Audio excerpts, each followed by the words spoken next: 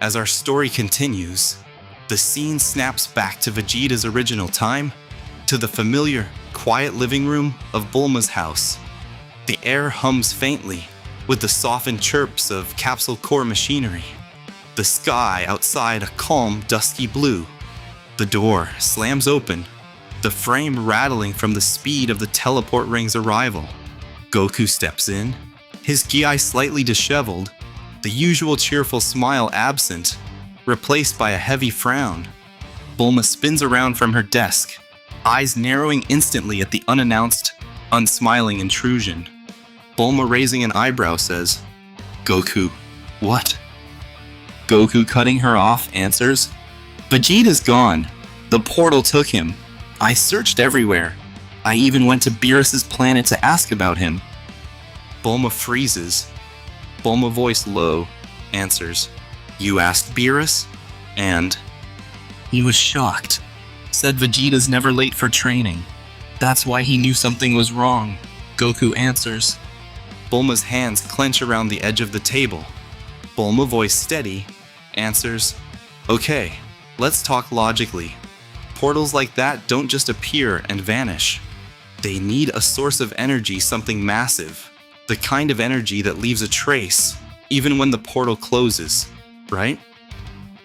Goku blinks, eyes widening with a childlike understanding. "Yeah, the energy stays, right?" "Exactly. The trace, the signature, it lingers.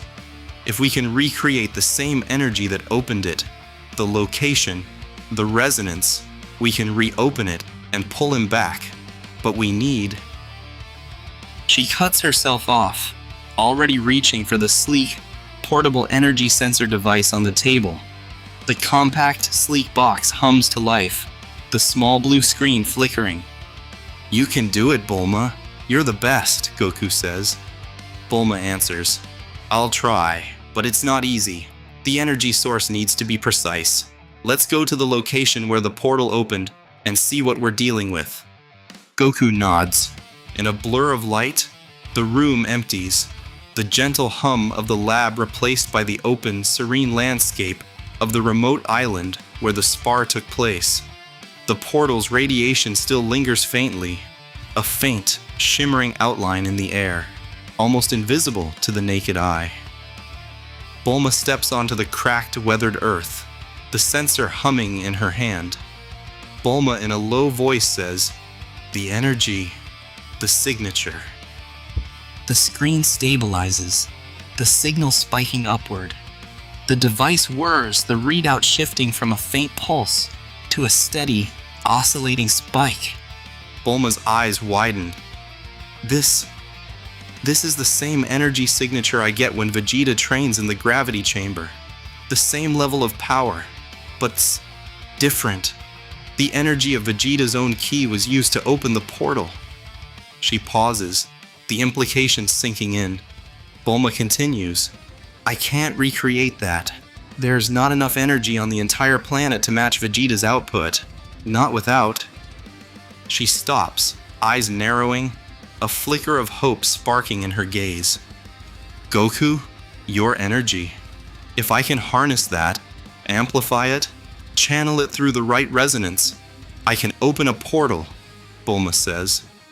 Goku's eyes widen. "Sounds great, Bulma. What do you need?" "Time? A full year, maybe more? A machine, powered by your energy, tuned to the resonance of Vegeta's ki. It's the only way," Bulma says.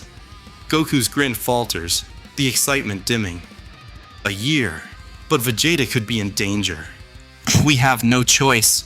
Let's go back. I'll start building the machine now.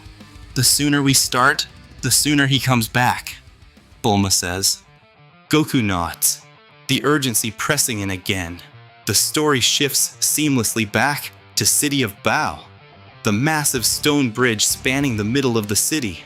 Vegeta appears, his body materializing from the swirling dust. Vegeta says, "Sylvanas."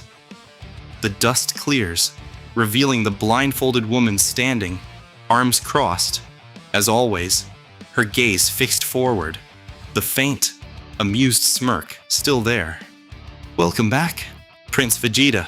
In a wary voice, Vegeta asks, "Was that really Pan? She's grown strong." "True.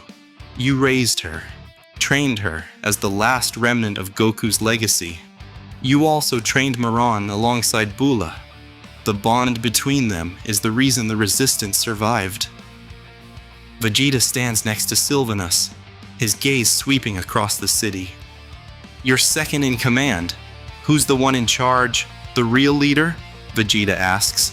Sylvanas smiles, the smirk widening. "He's standing right next to me, my prince."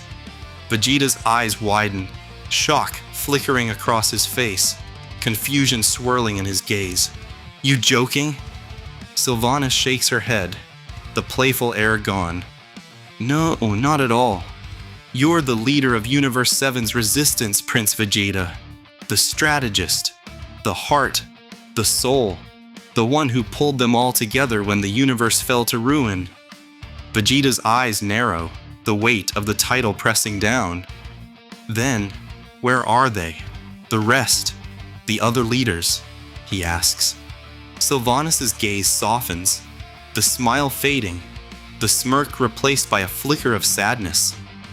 "Some were captured and imprisoned. Some were killed in the heroic wars, and some were transformed. Walk with me, Prince, and I'll tell you on the way." The scene shifts back to Pan, who appears in the frozen valley of Gelato, the air biting and white all around her. She stands up slowly, brushing snow off her shoulders, then closes her eyes and focuses her senses. Within seconds, she picks up two key signatures. One is enormous, demonic, crackling like a storm. The second is weaker, fading, almost on the edge of collapse. Pan opens her eyes, jaw tightening.